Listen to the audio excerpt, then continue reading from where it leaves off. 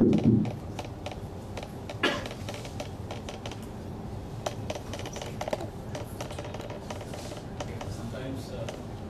breaking away from the routine, like to congregate for a forum like this, it's a very interesting and good change for all of us. On behalf of Nagarjuna Group, I heartily welcome Pujya Swamiji Bhaktiratna Sadhu Maharaj, and I am going to read out a small introduction of Swamiji before I hand over to him.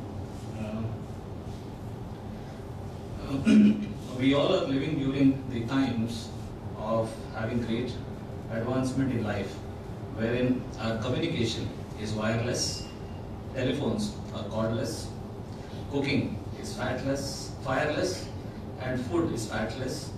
Our work is effortless, our education is valueless, our mistakes are countless, our attitudes are careless, our feelings are heartless, our relations are loveless, our arguments are baseless, our conduct is worthless, our youth are jobless, and the whole world is becoming restless.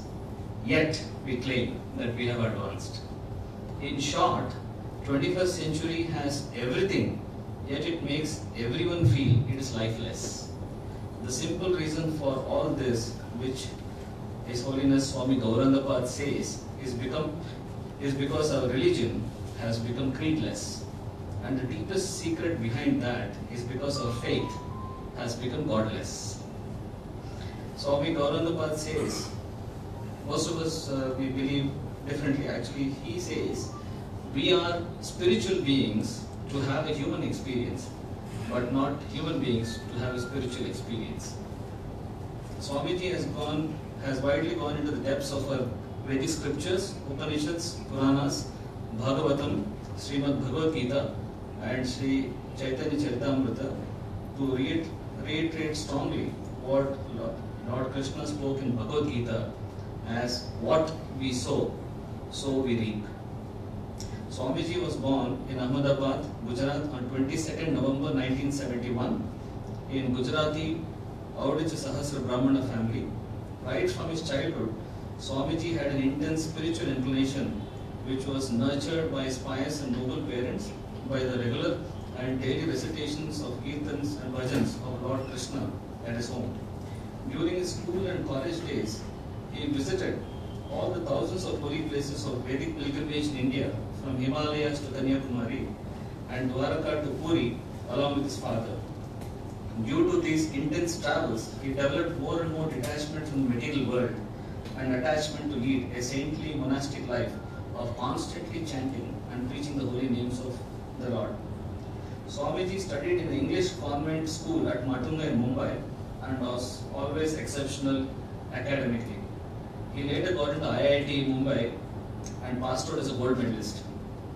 Despite his academic brilliance, he was never inclined materialistically to go abroad or stay in India to make a career, to earn money or to lead a grihastha life of marriage.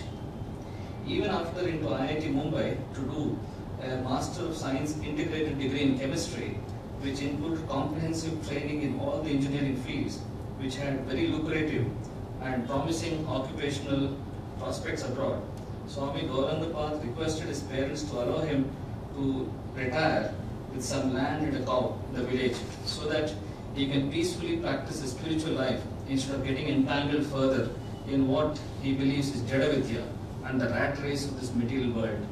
But his parents wanted him to join IIT, and so he conceded to their desire. He started preaching about God right from the time he entered into IIT. Ultimately, the culmination of his intense spiritual quest from childhood was reached when he came across the 17 golden volumes of Sri Chaitanya Charitamrita translated from Bengali to English by Srila Prabhupada in the philosophical section of the IIT Central Library.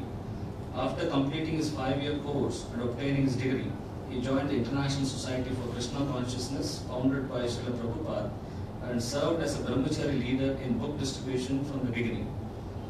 He was later put in charge of publishing, designing, marketing of Srila Prabhupada's book as the head of the Bhaktivedanta Book Trust, which is the largest publisher of the Vedic books throughout the world. He served in this position for more than 5 years. Due to his sincere and untiring efforts, the Vedic book production almost tripled in 3 years, and the Bhaktivedanta Book Trust Mumbai became the largest publisher of Vedic books in the world, in English as well as other languages.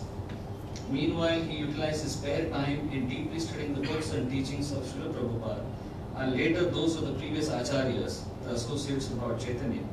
He is greatly respected as a powerful speaker on the science and philosophy of Krishna consciousness in English, Hindi and Gujarati.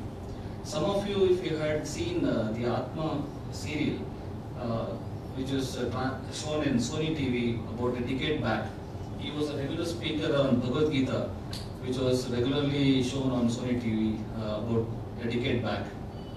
So he was rated as one of the topmost favorite speakers on the Atma serial, which was broadcast all over the world. Swamiji is presently working on the translations of many books establishing the glories of Lord Nityananda and Gauranga and Hare Krishna Mahamantra. He is also preaching Gauranga Katha, Krishna Katha through house programs, seminars in English, Hindi, Gujarati, etc. Swami Gaurangapada now has a permanent place of residence in Sri Jagannath Puri Dham and reaching out to the whole world through his website www.nitai.com, that is nitai.com, and www.gaurangapad.net. In fact, today it is a great privilege to take time from our Swamiji, who has been invited by the Kalinga Trust, who has recently put up a huge Jagannath temple in Jubilee Hills and Banjara. On behalf of Swamiji, I invite all of you to come with your families for tomorrow evening as well as for day after tomorrow evening between 7:30 to 9:30, where he is going to speak on topics related to Lord Jagannath and his advent, and also about our relationship to God. There's a very deep spiritual topic which is going to cover in depth. And today, since we have gathered here on a corporate note, he's trying to develop on a subject to bring about parallels and the connectivity between spiritualism and materialism.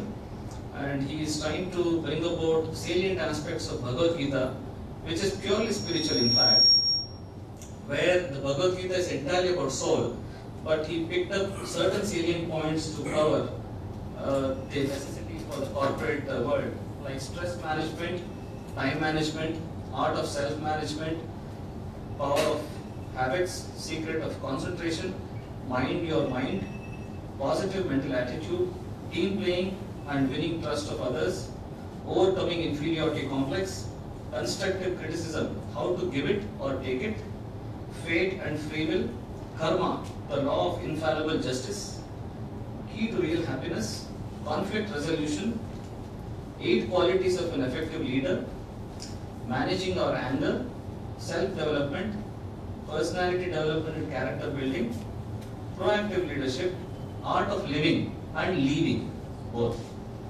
These are some of the topics he will try to touch upon. Of course, the duration is too short. Usually such kind of programs are held on a very lengthy note, and he is trying to squeeze his time within next 1.5 to 2 hours, followed by a question answer session. So, thank you, and I now respectfully pass on to our Swamiji to give his discourse. Thank you.